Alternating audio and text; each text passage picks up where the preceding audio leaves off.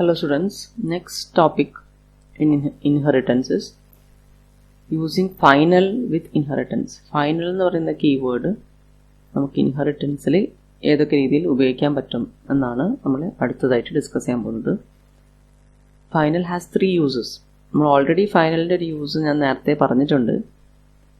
ഫൈനലും സ്റ്റാറ്റിക്കും അങ്ങനെയൊക്കെ കുറച്ച് കീവേഡ്സ് ഞാൻ ഡിസ്കസ് ചെയ്യുന്ന സമയത്ത് I have discuss about what final can do when we apply it on a variable. ഒരു വേരിയബിളിൻ്റെ മുകളിൽ ഫൈനലായിട്ട് നമ്മളൊരു വേരിയബിൾ ഡിക്ലെയർ ചെയ്യുന്നതാണെങ്കിൽ ഫൈനൽ ആയിട്ട് ഡിക്ലെയർ ചെയ്യുന്നതാണെങ്കിൽ it is equal to a constant എന്ന് പറഞ്ഞിട്ടുണ്ട് ഞാൻ. ഓക്കെ, നെയിംഡ് കോൺസ്റ്റൻ്റ് ആയിട്ട് നമുക്ക് ക്രിയേറ്റ് ചെയ്യുന്നുണ്ടെങ്കിൽ ഫൈനലായിട്ട് നമുക്കൊരു വേരിയബിളിനെ ക്രിയേറ്റ് ചെയ്യാം. ഓക്കെ, സോ നമ്മളത് മുന്നേ ഡിസ്കസ് ചെയ്തിട്ടുണ്ട്. ഇനി അതർ 2 യൂസസ് ഓഫ് ഫൈനൽ, 3 യൂസസാണ് ഉള്ളത്. One is to create constants. Okay, so one uses to create constants. Okay, next there are 2 uses. എന്തൊക്കെയാണെന്ന് നോക്കാം. അത് ഇൻഹെറിറ്റൻസിൽ വരുന്നതാണ്. ആ 2 യൂസസും ഇൻഹെറിറ്റൻസിലാണ് ആപ്ലിക്കബിൾ ആയിട്ട് വരുന്നത്. Using final to prevent overriding, that is a second use. Overriding prevent ചെയ്യണമെന്നുണ്ടെങ്കിൽ നമുക്ക് final use ചെയ്യാം. അതായത് ഏതെങ്കിലും ഒരു മെത്തേഡ് നമുക്ക് സൂപ്പർ ക്ലാസിൻ്റെ ഏതെങ്കിലും മെത്തേഡ് സബ് ക്ലാസ്സിൽ അത് ഓവർ റൈഡ് ചെയ്യരുത് എന്നുണ്ടെങ്കിൽ then you can use final for that method. Final as a modifier to that method.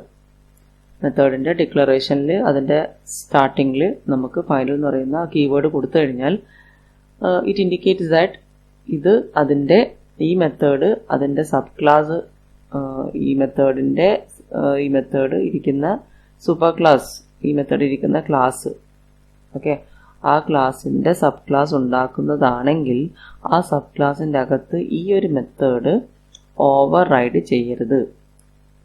Okay, so let us see an example.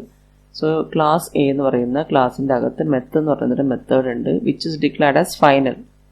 അങ്ങനെ ആവുമ്പം ക്ലാസ് ബി എന്ന് പറയുന്ന സബ് ക്ലാസ് ഓഫ് എന്റെ sub class ആണ് B. അതിൻ്റെ അകത്ത് ഈ മെത്ത് എന്ന് പറയുന്ന മെത്തേഡിനെ നമുക്ക് ഓവർ റൈഡ് ചെയ്യാൻ പറ്റില്ല.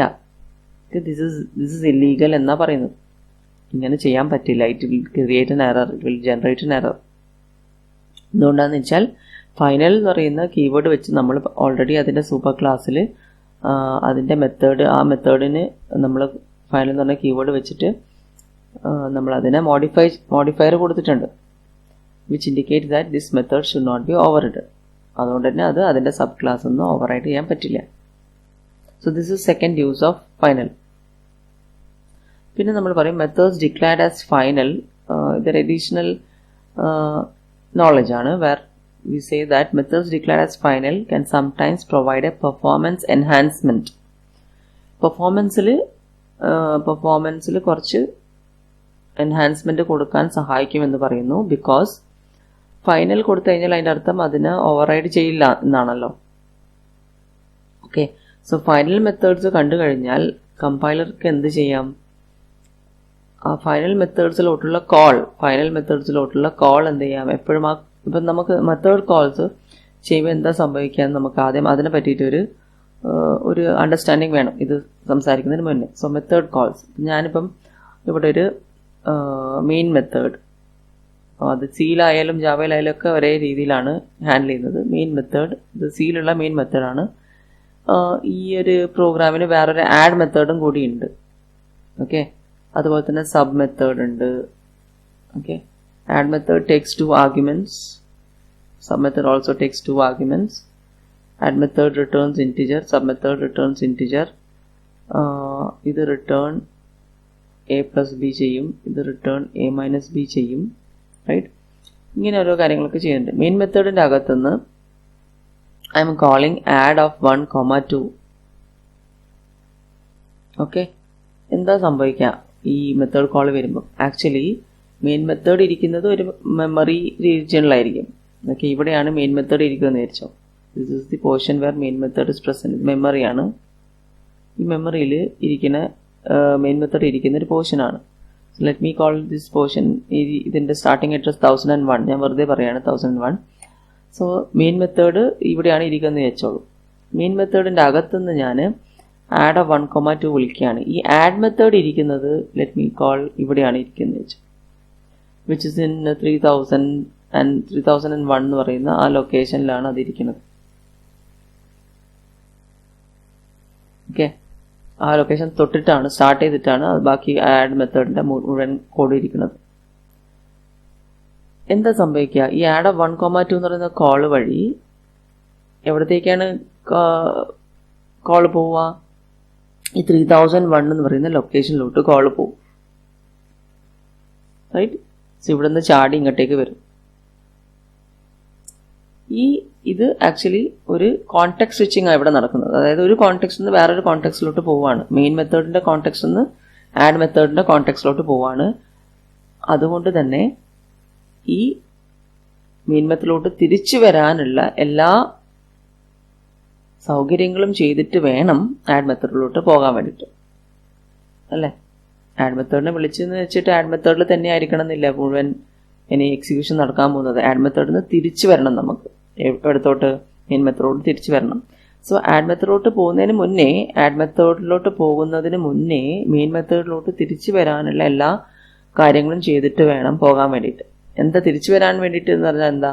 തിരിച്ചു വരാൻ വേണ്ടി വെച്ചാൽ മെയിൻ മെത്തേഡിൽ നിന്ന് എവിടെയാണോ, ഇപ്പം മെയിൻ മെത്തേഡിൻ്റെ ഇത് 1001 ഇൻസ്ട്രക്ഷനിലായിരിക്കും അഡ്രസ്സിലാണെന്നെങ്കിൽ ഇതിപ്പം 1002 ഇൻസ്ട്രക്ഷൻ മീൻ 1002 എന്ന് പറയുന്ന ലൊക്കേഷനിലോട്ടാണ് പോയിന്റ് ചെയ്യുന്നതെങ്കിൽ, മെമ്മറിയിലുള്ള ലൊക്കേഷനിലോട്ടാണ് പോയിന്റ് ചെയ്യുന്നതെങ്കിൽ ഈ ആഡ് ഓഫ് 1,2 എന്ന് പറയുന്നത് അവിടുത്തെ ആ ഒരു ലൊക്കേഷനിലാണ് ഇരിക്കുന്നതെങ്കിൽ ഇങ്ങനെ ഒരു കോള് പോകുമ്പം നേരെ ജമ്പ് ചെയ്തിട്ട് 3001 പോവാണ്.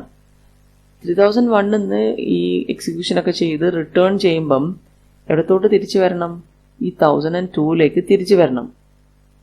3000 മേ ബി ദിസ് ഇസ് 3005 അങ്ങനെ എന്തെങ്കിലും ഒരു ലൊക്കേഷൻ ആയിരിക്കണം.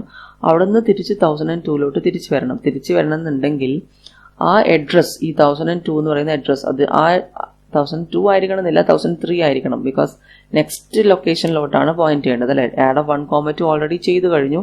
സോ നെക്സ്റ്റ് ലൊക്കേഷനിൽ മേ ബി ഞാനിപ്പോൾ ഇത് int a equal to add of 1,2 ആണെങ്കിൽ ഞാൻ പ്രിന്റ് ഓഫ് എ ചെയ്യുന്ന ഇതൊന്നും സിൻടാക്റ്റിക്കലി ഫുൾ കറക്റ്റ് അല്ല. ഞാൻ ജസ്റ്റ് ഒരു നെയിംസേക്കിന് വേണ്ടിയിട്ടാണ് ഈ കോഡ് എഴുതുന്നത്. പ്രിന്റ് ഓഫിൻ്റെ കോഡ് ഇങ്ങനെയല്ല ആക്ച്വലി ചെയ്യേണ്ടത്. ഓക്കെ, %d, a എന്നൊക്കെ കൊടുക്കണം. ഓക്കെ, ചില സമയത്ത് ഞാൻ കോഡൊക്കെ വളരെ ഷോർട്ട് ആക്കിയിട്ട് എഴുതുന്നത് എൻ്റെ ഒരു കൺവീനിയൻസിന് വേണ്ടിയിട്ടാണ്.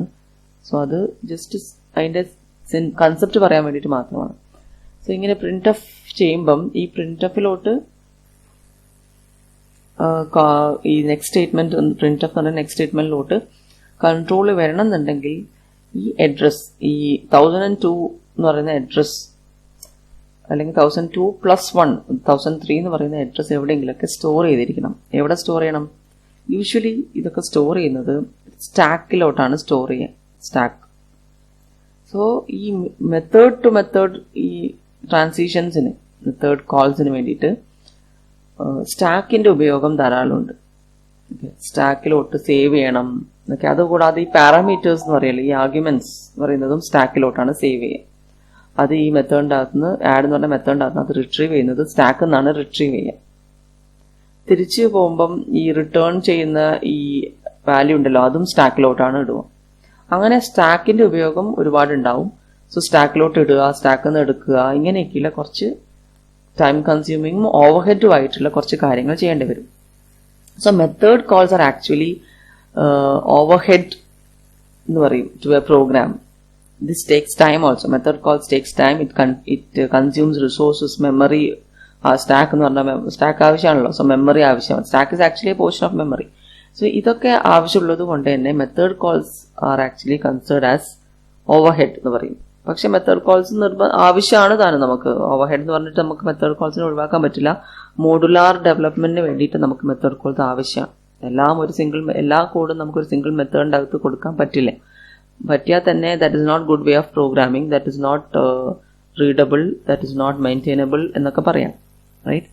മോഡുലാരിറ്റി നമ്മളെപ്പോഴും സോഫ്റ്റ്വെയർ എഞ്ചിനീയറിംഗിൽ ഒരു ഇമ്പോർട്ടൻറ്റ് കൺസെപ്റ്റാണ് മോഡുലാരിറ്റി. സോ മോഡുലാരിറ്റി ഫോളോ ചെയ്യുന്നതാണെങ്കിൽ എന്തായാലും മെത്തേഡ്സ് ആവശ്യമാണ്. സോ മെത്തേഡ്സ് നമ്മൾ ഇൻലൈൻ ആയിട്ട് വിളിക്കാൻ സഹായിക്കുന്ന ഒരു സംഭവമാണ് ഈ ഫൈനൽ മെത്തേഡ്സ്. ഇൻലൈൻ എന്ന് പറഞ്ഞാൽ എന്താണെന്ന് പറയാൻ തരാം. സോ മെത്തേഡ്സ് ഇൻലൈൻ ആക്കണ്ടെങ്കിൽ നമുക്ക് ഇൻലൈൻ മെത്തേഡ്സ് എന്ന കൺസെപ്റ്റ് സിയിലൊക്കെ ഉണ്ട്. ഇൻലൈൻ മെത്തേഡ്സ് ആണെങ്കിൽ what is the advantage? Inline methods ആണെങ്കിൽ ഈ മെത്തേഡ് കോൾ വരുമല്ലോ, ആഡ് 1,2. നേരത്തെ ഞാൻ പറഞ്ഞു പ്രിന്റ് ഓഫ് മെയിൻ മെത്തേഡിന്റെ അകത്തുനിന്ന് ആഡ് 1,2 എന്ന് പറയുന്ന ഈ കോൾ വരുമ്പം ഓക്കെ, ഈ കോൾ വരുന്ന സ്ഥലത്ത്, ഈ മെത്തേഡ് കോൾ വരുന്ന ആ സ്റ്റേറ്റ്മെന്റിന്റെ ആ ഒരു സ്ഥലത്ത് എന്ത് ചെയ്യും? ആ മെത്തേഡിനെ റീപ്ലേസ് ചെയ്യും. ആ മൊത്തം മെത്തേഡിനെ എ ബി അതിന്റെ കോഡ് ഉണ്ടല്ലോ, whatever code is there, അത് ഇവിടെ ഈ സ്റ്റേറ്റ്മെന്റിന് പകരമായിട്ട് വരും. ഈ സ്റ്റേറ്റ്മെന്റിന് പകരമായിട്ട് ഈ കോഡ് അവിടെ റീപ്ലേസ് ചെയ്യപ്പെടും. ഓക്കെ, അങ്ങനെ ചെയ്താലുള്ള അഡ്വാൻറ്റേജ് നേരത്തെ പറഞ്ഞ ബുദ്ധിമുട്ടൊക്കെ ഒഴിവാക്കാന്നുള്ളതാണ്. നേരത്തെ പറഞ്ഞ ബുദ്ധിമുട്ട് എന്താണ്? സ്റ്റാക്കിലോട്ട് ഇടുന്നതും സ്റ്റാക്കിൽ നിന്ന് എടുക്കുന്നതും തിരിച്ച് റിട്ടേൺ വാല്യൂ സ്റ്റാക്കിലോട്ട് ഇടുന്നതും വീണ്ടും ഇവിടെ നിന്ന് എടുക്കുന്നതും അങ്ങനെയുള്ള കുറേ കാര്യങ്ങളൊക്കെ ഒഴിവാക്കാം. അതായത് റിട്ടേൺ അഡ്രസ്സ് സ്റ്റോർ ചെയ്യുന്ന പരിപാടി, പിന്നെ ആർഗ്യുമെന്റ്സ് സ്റ്റോർ ചെയ്യുന്ന പരിപാടി, റിട്ടേൺ വാല്യൂ സ്റ്റോർ ചെയ്യുന്ന പരിപാടി, അതൊക്കെ സ്റ്റോർ ചെയ്യുന്നതും റിട്രീവ് ചെയ്യുന്നതൊക്കെ ആയിട്ടുള്ള ടൈം കൺസ്യൂമിങ്ങും ഓവർഹെഡും ആയിട്ടുള്ള കാര്യങ്ങളൊക്കെ ഒഴിവാക്കാം. ഇൻലൈൻ ആയിട്ട് നമുക്ക് ഇങ്ങനെ, ഇൻലൈൻ എന്ന് പറഞ്ഞാൽ ഇതിന്റെ പ്ലേസിൽ, ഈ സ്റ്റേറ്റ്മെന്റിന്റെ പ്ലേസിൽ അതിന് പകരമായിട്ട് ആ കോഡ് മുഴുവൻ നമ്മൾ ഇൻസേർട്ട് ചെയ്യുന്നതാണെങ്കിൽ, നമ്മളല്ല, compiler will do it. The compiler when it inserts the entire code for that method in the place of that method കോളിന്റെ പ്ലേസിൽ ആ മെത്തേഡിന്റെ മൊത്തം കോഡ് ഇടുന്നതാണെങ്കിൽ ദാറ്റ്സ് കോൾഡ് ഇൻലൈൻ.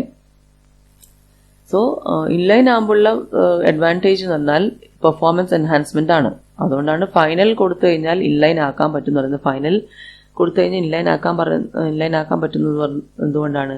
ഈ മെത്തേഡ് കോള് ആംബിഗ്വിറ്റി റിസോൾവ് ചെയ്യാൻ വേണ്ടിയിട്ട് റൺ ടൈം വരെ കാത്തു നിൽക്കേണ്ട ആവശ്യമില്ല. നേരത്തെ നമ്മൾ പറഞ്ഞല്ലോ, നമ്മൾ ഒരേ പേരിൽ പാരന്റും ചൈൽഡും ഒക്കെ മെത്തേഡ്സ് ഒരേ പേരിലും ഒരേ സിൻടാക്സ് അല്ലെങ്കിൽ ഒരേ ടൈപ്പ് സിഗ്നേച്ചറിലൊക്കെ നമ്മൾ മെത്തേഡ്സ് ഡിഫൈൻ ചെയ്തതാണെങ്കിൽ റൺ ടൈം വരെ കാത്തു നിൽക്കണം. ആ റെഫറൻസ് വേരിയബിൾ എവിടത്തേക്കാണോ പോയിന്റ് ചെയ്യുന്നത് തീരുമാനിക്കണമെന്നുണ്ടെങ്കിൽ റൺ ടൈമാണ് അത് മനസ്സിലാവുക. ബിക്കോസ് റൺ ടൈമിൽ മാറാലോ.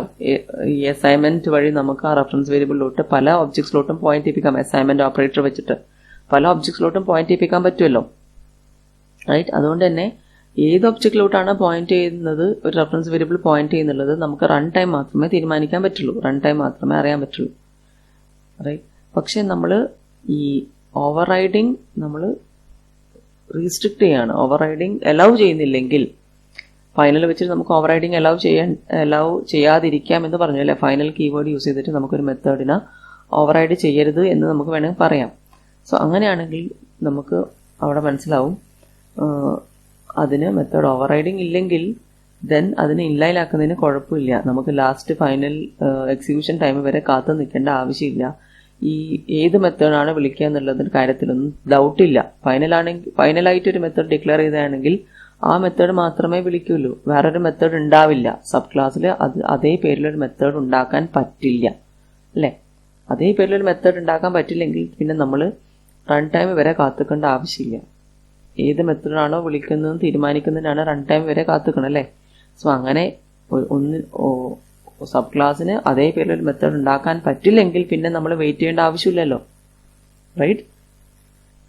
So we can actually use inline calls when we have final methods because it knows they will not be overridden by a subclass. So final method ആണെങ്കിൽ Java compiler can copy the bytecode for the subroutine directly inline. So ഇതിന്റെ code directly ആ call എവിടെയാണോ വരുന്നത്, subroutine call എവിടെയാണോ, method call എവിടെയാണോ വരുന്നത് അവിടെ കൊണ്ടുപോയിട്ട് നമുക്ക് ആ കോഡ് കറക്റ്റ്ലി അവിടെ റീപ്ലേസ് ചെയ്ത് കൊടുക്കാം. സോ മെത്തേഡ് കോളിന്റെ കേസിൽ സാധാരണ വരുന്ന ഓവർഹെഡ് ഒഴിവാക്കാം. ഓവർഹെഡ് എന്ന് പറയുന്നത് നേരത്തെ ഞാൻ പറഞ്ഞു സ്റ്റാക്കിലോട്ട് ഇടുന്നതും സ്റ്റാക്കിൽ നിന്ന് എടുക്കുന്നതും റിട്ടേൺ അഡ്രസ്സ് സ്റ്റോർ ചെയ്യുന്നതും അങ്ങനെയൊക്കെയുള്ള കാര്യങ്ങളൊക്കെ ഒഴിവാക്കാം. സോ എല്ലാ കമ്പൈലേഴ്സും അങ്ങനെ ചെയ്യണമെന്ന് നിർബന്ധമില്ല. It's an option for the compiler to enhance the performance എന്നേ പറയാൻ പറ്റുള്ളൂ. ഓക്കെ, സോ ജാവ, നമ്മൾ ജാവയിലുള്ള ഈ റൺ ടൈം വരെ നമ്മൾ കാത്തു നിന്നിട്ട് ഒരു മെത്തേഡ് കോൾ റിസോൾവ് ചെയ്യുന്നതിന് അതിന് പറയുന്ന പേരാണ് late binding. Okay, so that's A concept in Java which is related to late binding എന്ന concept. It is related to inheritance and overriding. Override ചെയ്ത മെത്തേഡ്, നമ്മളൊരു മെത്തേഡിന് സൂപ്പർ ക്ലാസിന്റെ ഒരു മെത്തേഡ് സബ് ക്ലാസ് ഓവർറൈഡ് ചെയ്യുന്നതാണെങ്കിൽ, ഓക്കെ, സോ നമ്മൾ sub ക്ലാസിന്റെ object വെച്ചിട്ടോ സൂപ്പർ ക്ലാസിന്റെ റെഫറൻസ് വേരിയബിൾ വെച്ചിട്ടോ ഒരു ഈ ഓവർറിഡൻ മെത്തേഡിനെ വിളിക്കുന്നതാണെങ്കിൽ അത് റൺ ടൈം വരെ കാത്തിക്കണം. ബിക്കോസ് നേരത്തെ നമ്മൾ കണ്ടല്ലോ, ഈ നമ്മളെ ഒരു എക്സാമ്പിൾ, ഇതിൻ്റെ അകത്ത് ഞാൻ സ്ലൈറ്റ് മോഡിഫിക്കേഷൻസ് നടത്തിയിട്ടുണ്ട്. ഇവിടെ you can see over here ഈ സൈസ് ഓഫ് ദ ഫാം ഞാനിവിടെ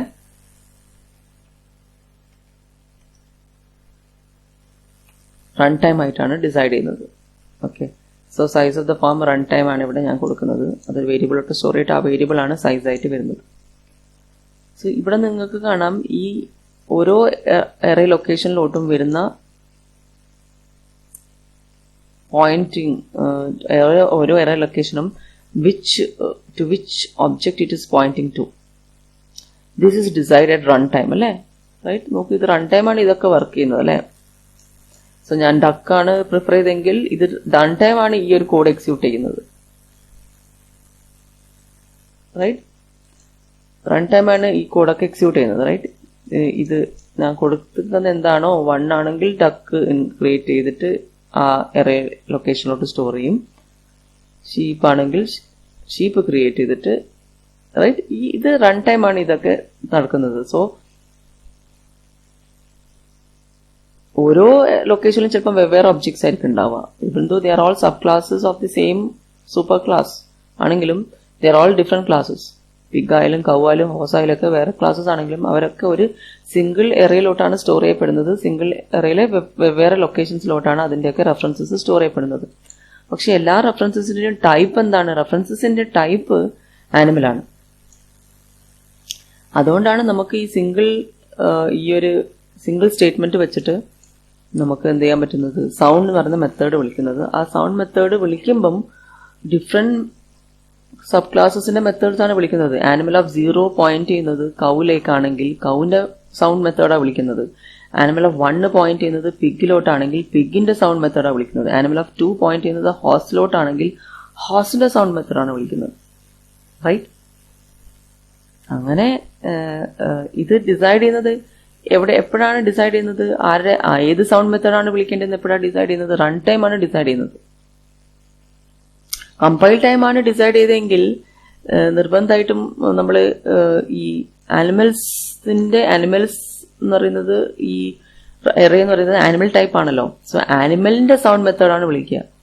കമ്പൈൽ ടൈം ആണ് ഡിസൈഡ് ചെയ്യപ്പെടുന്നെങ്കിൽ അത് നോ സ്പെസിഫിക് സൗണ്ട് എന്നാണ്. എല്ലാ ആനിമൽസും ഈ ഒരു സൗണ്ട് ഉണ്ടാക്കും. അങ്ങനെയാണെങ്കിൽ no specific sound compile time തീരുമാനിക്കുന്നതാണെങ്കിൽ. ഇത് റൺ ടൈം തീരുമാനിക്കുന്നതുകൊണ്ടാണ് റൺ ടൈം നമുക്ക് മാറ്റി കൊടുക്കാൻ പറ്റുന്നുണ്ട്. ഡക്ക്, ഷീപ്പ്, കൗ ഒക്കെ ഡിഫറെന്റ് ടൈപ്സ് ഓഫ് ഒബ്ജക്ട്സ് നമുക്ക് റൺ ടൈം അസൈൻ ചെയ്ത് കൊടുക്കാൻ പറ്റുന്നത് കൊണ്ടാണ്. അത് ഒരേ ടൈപ്പ് ഓഫ് റെഫറൻസ് വേരിയബിളിലോട്ട് പല ടൈപ്പ് ഓഫ് ഒബ്ജക്ട്സ് നമുക്ക് സ്റ്റോർ ചെയ്യാൻ പറ്റുന്നത് കൊണ്ടാണ് നമുക്ക് നമ്മൾ പറയുന്നത് റൺ ടൈം ആണെന്ന് പറയുന്നത് അല്ലെ. റൺ ടൈം ആയിട്ടാണ് ഇത് ഡിസൈഡ് ചെയ്യപ്പെടുന്നത്. ഏത് സൗണ്ട് മെത്തേഡാണ് വിളിക്കുന്നത്, അത് പിഗിന്റെ സൗണ്ട് മെത്തേഡാണോ കൗവിന്റെ സൗണ്ട് മെത്തേഡാണോ എന്നൊക്കെ തീരുമാനിക്കുന്നത് എപ്പോഴാണ്? റൺ ടൈം ആണ് തീരുമാനിക്കുന്നത്. റൺ ടൈം നോക്കും ഇത് ആനിമൽസ് ഓഫ് 0ന്റെ അകത്ത് ഏത് ഒബ്ജക്റ്റിലോട്ടാണ് അത് പോയിന്റ് ചെയ്യുന്നത്. അതിന്റെ ആ വേരിയബിളിന്റെ ടൈപ്പ് എല്ലാം നോക്കുക, അത് ഏത് ഒബ്ജക്റ്റിലോട്ടാണ് പോയിന്റ് ചെയ്യുന്നതാണ് നോക്കുക. വേരിയബിളിന്റെ ടൈപ്പ് ആനിമൽ ആണ് എന്ന് വെച്ചാൽ ആനിമലിന്റെ സൗണ്ട് മെത്തേഡ് അല്ല വിളിക്കുന്നത്. ഈ ലൊക്കേഷനിൽ ഇരിക്കുന്ന ആ പോയിന്റർ അല്ലെങ്കിൽ റെഫറൻസ് എവിടത്തേക്കാണ് പോയിന്റ് ചെയ്യുന്നത് എന്നാണ് നോക്കുക. And that definitely is done during run time അല്ലേ. കമ്പൈൽ ടൈം ആണെങ്കിൽ നമ്മൾ ഇതൊന്നും നോക്കൂലല്ലോ. കമ്പൈൽ ടൈം ആണെങ്കിൽ ഇതല്ലേ നോക്കേണ്ട ആവശ്യമില്ല. ഇതെന്ന് പറയുന്നത് ആനിമൽ ടൈപ്പാണ്. സോ ആനിമലിന്റെ സൗണ്ട് മെത്തേഡല്ലേ വിളിക്കേണ്ട ആവശ്യമില്ല. Okay,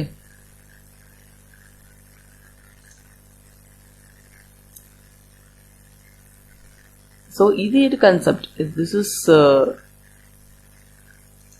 is called late binding. അതായത് when which method is to be called, that is decided at runtime, that is called late binding. അതേസമയം കമ്പൈലേഷൻ ടൈം തന്നെ നമുക്ക് തീരുമാനിക്കാൻ പറ്റുന്നതാണെങ്കിൽ which method is to be called, that is called compile time binding. അതാണ് ഓവർലോഡിങ്ങിന്റെ കേസിൽ വരുന്നത്. Late binding ആണ് ഓവർറൈഡിങ്ങിന്റെ കേസിൽ വരുന്നത്. ഓവർറൈഡിങ്. അതേസമയം കമ്പൈൽ ടൈം ബൈൻഡിങ് എപ്പോഴാണ് വരുന്നത്? ഓവർലോഡിങ്ങിന്റെ കേസിലാണ്. ഓവർലോഡിങ് നമുക്കറിയാം, ഡിഫറെന്റ് മെത്തേഡിന്റെ പേര് ഒന്നാനും, പക്ഷെ type signature will be different. അതായത് number of parameters, type of parameters etcetera, number and or type of parameters will be different in the case of overloading. So compile time binding എന്നും പറയും അതിന്. So ഇത് കമ്പൈലറാണ് തീരുമാനിക്കുന്നത് ഏത് മെത്തേഡാണ് വിളിക്കേണ്ടതെന്നുള്ളത്. കമ്പൈലറിന് ആ ambiguity resolve ചെയ്യാൻ പറ്റും. ബിക്കോസ് ടൈപ്പ് നോക്കിയിട്ട്, ആർഗ്യുമെന്റ്സിന്റെ ടൈപ്പും ആർഗ്യുമെന്റ്സിന്റെ നമ്പറും നോക്കിയിട്ട് ആണ് തീരുമാനിക്കുക ഏത് മെത്തേഡാണ് വിളിക്കേണ്ടത്. This is otherwise called as early binding. ഇതിന് ഏർലി ബൈൻഡിംഗ് എന്ന് ഒരു പേരുണ്ട് കേട്ടോ. കമ്പൈൽ ടൈം ബൈൻഡിംഗ് എന്ന് മാത്രമല്ല, ഏർലി ബൈൻഡിംഗ് എന്നുള്ള പേരുണ്ട്. അതേപോലെ തന്നെ ലേറ്റ് ബൈൻഡിങ്ങിന് വേറൊരു പേരുണ്ട്, റൺ ടൈം ബൈൻഡിങ് അല്ലെങ്കിൽ എക്സിക്യൂഷൻ ടൈം ബൈൻഡിങ്, ഇങ്ങനെയൊക്കെ പേരുണ്ട് കേട്ടോ. എക്സിക്യൂഷൻ ടൈം ബൈൻഡിങ്,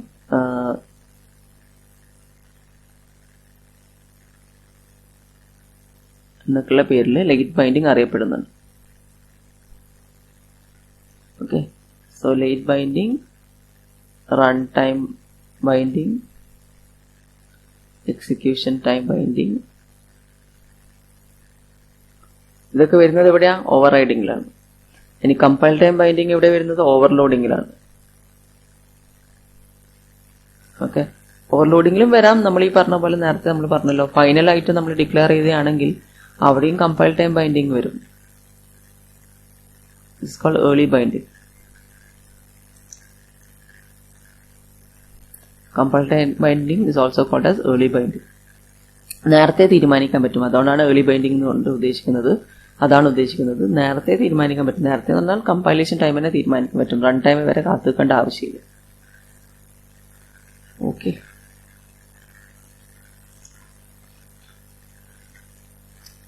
ഇനി next, so that is the second use of final. എന്തായിരുന്നു second use of final? Prevent overriding. നമുക്കൊരു മെത്തേഡിനെ ഫൈനലായിട്ട് ഡിക്ലെയർ ചെയ്ത് കഴിഞ്ഞാൽ അതിന്റെ സബ് ക്ലാസ്സിൽ ആ മെത്തേഡ് ഓവർ റൈഡ് ചെയ്യാൻ പറ്റില്ല. ഇനി using final to prevent inheritance. നമുക്ക് ഒരു പെർട്ടിക്കുലർ മെത്തേഡിന് നമുക്ക് ഫൈനൽ വെച്ചിട്ട് ഫൈനൽ മോഡിഫയർ കൊടുത്തു കഴിഞ്ഞാൽ ആ മെത്തേഡിന് അതിന്റെ മെത്തേഡിന്റെ സബ് ക്ലാസ് അല്ല, അതിരിക്കുന്ന ക്ലാസിന്റെ സബ് ക്ലാസ്, ആ മെത്തേഡ് ഇരിക്കുന്ന ക്ലാസിന്റെ സബ് ക്ലാസ്സിന് അതിനെ ഓവർ റൈഡ് ചെയ്യാൻ പറ്റില്ല എന്ന് പറഞ്ഞു അല്ലേ. നമുക്ക് ഒരു ക്ലാസിന്റെ മുകളിലും ഫൈനൽ എന്ന് പറയുന്ന മോഡിഫയർ കൊടുക്കാം. മെത്തേഡിന്റെ മുകളിൽ മാത്രമല്ല, ക്ലാസിന്റെ മുകളിലും കൊടുക്കാം. സോ ക്ലാസ് ഡിക്ലറേഷന്റെ തൊട്ട് മുന്നേ, ക്ലാസ് എന്ന് പറയുന്ന കീവേഡിന് തൊട്ട് മുന്നേ ഫൈനലിന് കൊടുക്കാം. അങ്ങനെ കൊടുത്തു കഴിഞ്ഞാൽ ആ ക്ലാസിന്റെ അകത്തുള്ള എല്ലാ മെത്തേഡ്സും ഫൈനൽ മെത്തേഡ്സ് ആവും. ഓക്കെ, ആ ക്ലാസിന്റെ അകത്തുള്ള എല്ലാ മെത്തേഡ്സും ഫൈനൽ മെത്തേഡ്സ് ആവും എന്ന് പറഞ്ഞാൽ ആ ക്ലാസ്സിലെ ഒരു മെത്തേഡ്സും നമുക്ക് ഓവർ റൈഡ് ചെയ്യാൻ പറ്റില്ല. ഒരു മെത്തേഡ് നമുക്ക് ഓവർ റൈഡ് ചെയ്യാൻ പറ്റില്ല. ഓക്കെ, സോ അബ്സ്ട്രാക്റ്റും ഫൈനലും അതായത് രണ്ടും, അബ്സ്ട്രാക്ട് എന്ന് പറഞ്ഞാൽ എന്താ? അത് എന്തായാലും നിർബന്ധമായിട്ട് ഓവർ റൈഡ് ചെയ്തിരിക്കണം എന്നാണ്. ഫൈനൽ എന്ന് പറഞ്ഞാൽ ഓവർ റൈഡ് ചെയ്യാൻ പറ്റില്ല. രണ്ടും കോൺട്രാഡിക്ടറി ആയിട്ടുള്ള കാര്യങ്ങളാണ്. So you cannot declare A class as both abstract and final. രണ്ടും, അബ്സ്ട്രാക്റ്റും ഫൈനലും രണ്ടുമായിട്ട് നമുക്കൊരു ക്ലാസ്സിനെ ഒരിക്കലും ഡിക്ലെയർ ചെയ്യാൻ പറ്റില്ല. ഇറ്റ് ഇസ് കോൺട്രാഡിക്ടറി എന്ന് പറയാം. Okay, so that is about. So here you can see final എന്ന് പറഞ്ഞിട്ട് ഒരു ക്ലാസ്, എ എന്ന് പറയുന്ന ക്ലാസ് ഫൈനലായിട്ട് ഡിക്ലെയർ ചെയ്യുന്നുണ്ട്. അതിന്റെ അർത്ഥം ഇതിനകത്തുള്ള ഒരു മെത്തേഡും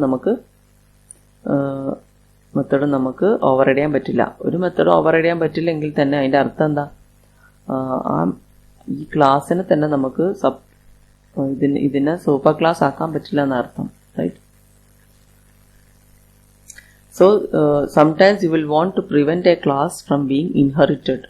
ക്ലാസ്സിനെ നമുക്ക് ഒരു ക്ലാസ് വെച്ചിട്ട് നമുക്ക് ഇൻഹെറിറ്റൻസ് ചെയ്യാൻ പറ്റരുത് എന്നുണ്ടെങ്കിൽ ആ ക്ലാസ്സിലെ ഒരു കാര്യം അയാൾ വേറെ ആർക്കും കൊടുക്കാൻ താല്പര്യമില്ല. ഓക്കെ, അതിനെ ഇൻഹെറിറ്റ് ചെയ്യരുത്. അങ്ങനെയാണെങ്കിൽ then you can declare test final. Because final ആണെങ്കിൽ അതിൻ്റെ അകത്തുള്ള ഒരു മെത്തേഡ്സും ഓവർറൈഡ് ചെയ്യാൻ പറ്റില്ല.